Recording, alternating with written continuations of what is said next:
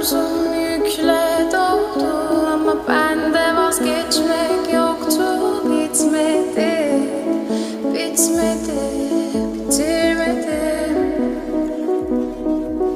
Ben özel değilim ya da öyle bir şey ama sen varken hep böyle hissettim, böyle hissettim. Yanan her şey gülmüyor olmalı, bunu sen de hatırlarsın da artık